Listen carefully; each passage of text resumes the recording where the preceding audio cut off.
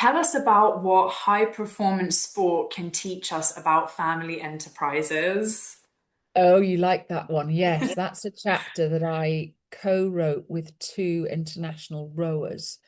And I suppose what we were trying to say was that there are certain lessons. It struck us that there are certain lessons that families can learn or think about when you think about how a really great rowing crew, for example, is made up. But the same might apply to a football team or a rugby team or and it's the following things. First of all, there's a constant navigation between being an individual and being part of the collective. And that's quite a difficult thing to navigate sometimes, because in the first instance, when you're coming into, let's say, a rowing crew, you're competing against the others for that seat. And that competition can be very fierce. But once you're sitting there and you're pulling away, you need to be working for the greater good of the crew. And so you need to be quite cohesive. And I think certainly for young athletes, that can be quite a difficult boundary that's moving all the time. Am I for myself? Am I for the crew? Am I for the team?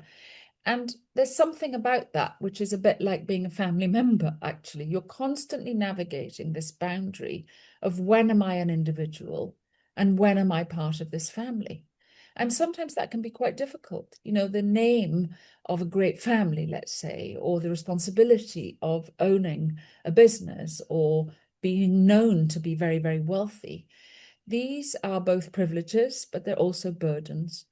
And so that thing between being yourself and being part of the family, I think there's something there.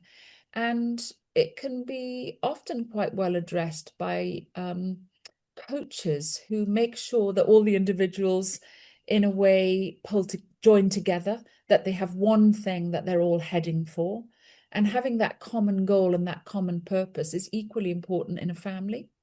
You know, why are we together?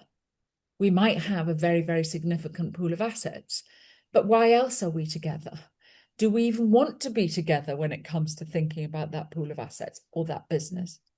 Families, they share a name, they've shared a home at some point.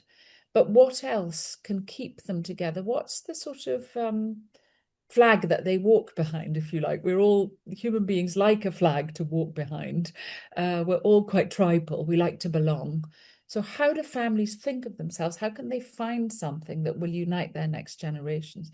And there are lessons in sport. And I suppose the other thing I would say, and then perhaps I've done this metaphor to death after that, would be feedback. You know, great athletes take feedback all the time. I mean, that's really what, apart from their physical training, they're constantly taking feedback from their coaches. And getting feedback as an owner is quite difficult. People are often not very candid with you. And that may also be true as a child of an owner, the adult child of an owner. So I think, you know, accepting, I suppose, that everybody has a blind spot, everybody would benefit from feedback. These are some of the things that you see in sport that would benefit families.